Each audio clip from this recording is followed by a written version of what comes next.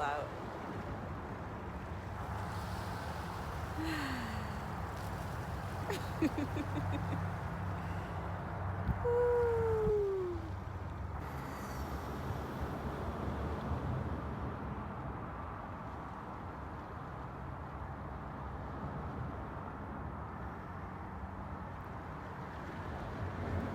I'm feeling inspired in this moment to talk about the 4 archetypes of a woman as a person with a womb.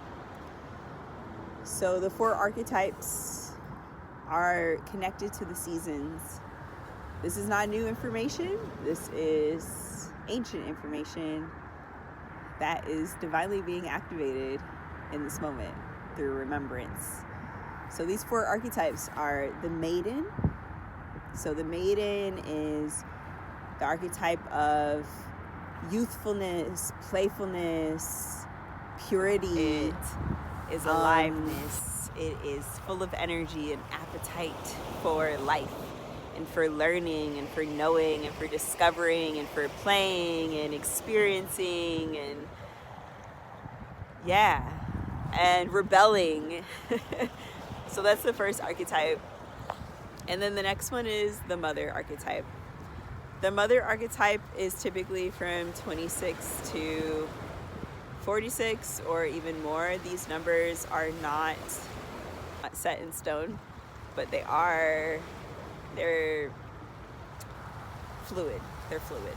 The numbers are fluid, but Maiden would be 0 to like 26, 25, 26.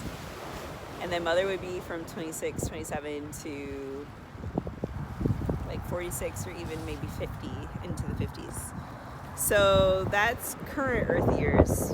In the mother phase, you are learning all about prosperity and abundance and beauty and grace and nurturance and nourishing and compassion and love and sexuality and freedom and confidence and knowing who you are and like allowing yourself to be seen and allowing yourself to be heard and to be felt. Yeah. And so this is an extension of the Maiden archetype or the Maiden years.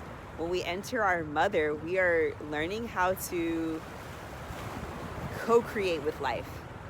Not just learn from life, right? Maiden would be learning from life. In the mother, we're learning how to co-create with life. And when we co-create with life, there's infinite possibilities. There's infinite creative potential. It's about self-discovery and knowing who you are, balancing your needs and balancing the needs of others. Often as mothers, we can overgive. And so in all of these archetypes, there's a light and a dark just to be mindful of. But mother in her highest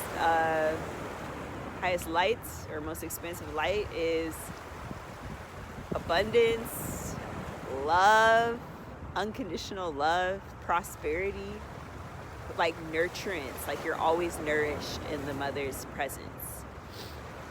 And I think a lot of time we associate mother, because that word could be any other word, but we often associate mother. I'm trying to think of another word we could use instead of mother. Maybe like creatress or... But yeah.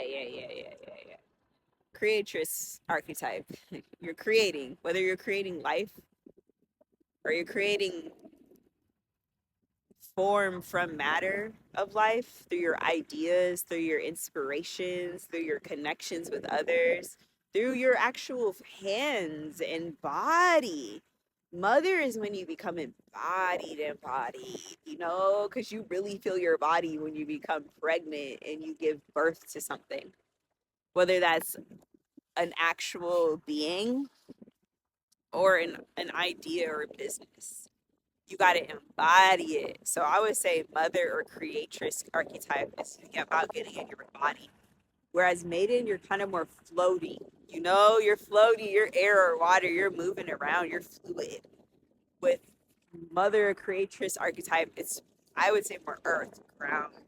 That's how it feels in my body at this time. So yeah. Then after the mother archetype, we have the queen archetype. This is usually like 46, 47 to like well into your 60s. You know, I would even say your 60s probably. So in the queen archetype, empress queen, divine creatress energy. This archetype is all about living like it's a continuation of mother, right? You're in your body, you're embodied, you're still learning, but you're also teaching. You're sharing, you're beginning to share your wisdom with others. So it goes beyond just your own body and your family, and it extends into community. It extends into a greater reach, a greater impact. How can we make a greater impact in the world? Well, as queens, we can, because we know how to work together. We know how to harmonize. We know what's really important. Most importantly, we know ourselves. And when you know yourself as a queen, you can collaborate and create with others from an embodied knowing. And I would say this is when you start channeling more. You start channeling more your own divine energy, your own divine ability to continue to co-create with life, but also to co-create with spirit. With the queen, you're channeling earth embodiment, but also spirit embodiment. And then you have these energies flowing through your body. So you're a clearer channel for wisdom, your own intuitive wisdom, but also universal wisdom, which spills us over into the next archetype, which is the wise woman, the grandmother, or crone. So there's different names you could use for these different intersections of our life as beings with wombs and moving in cadence and rhythm with this earth-based embodied womb spirituality.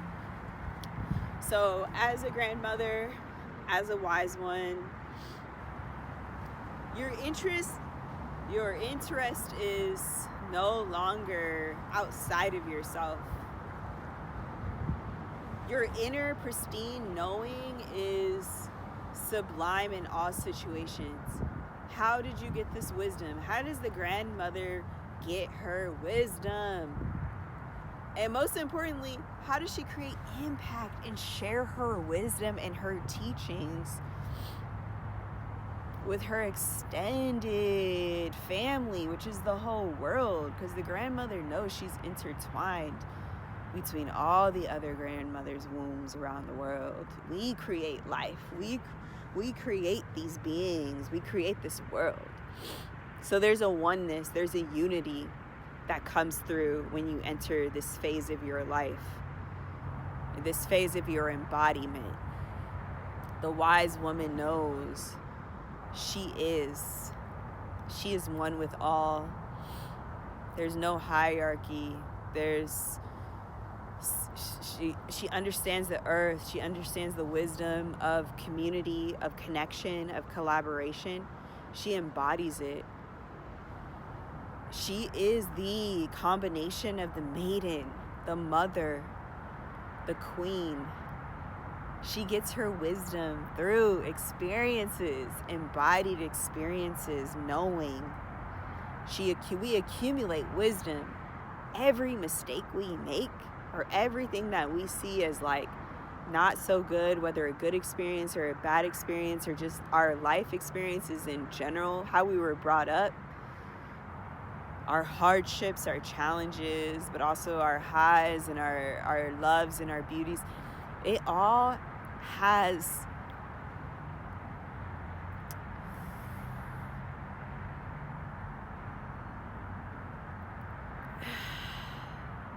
infinite valuable energy that creates the wise woman's magic. She's a walking memoir of her life's experiences. The grandmother is a walking spell book. That's why grandmother's words and wisdom are so important. That's why she don't have to say much, right? Grandmothers don't even have to say much. They can give you a look. They can give you an embodiment. They can give you a feel.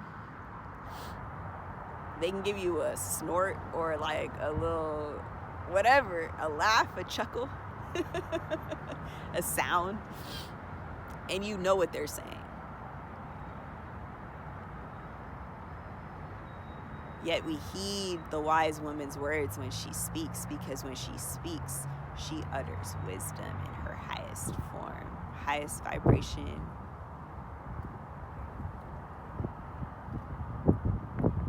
So these beautiful archetypes, these beautiful, gorgeous archetypes,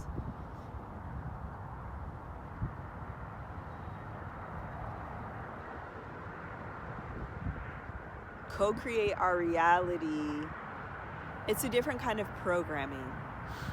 And programming is interchangeable with understanding, or rather understanding of your life here with a womb.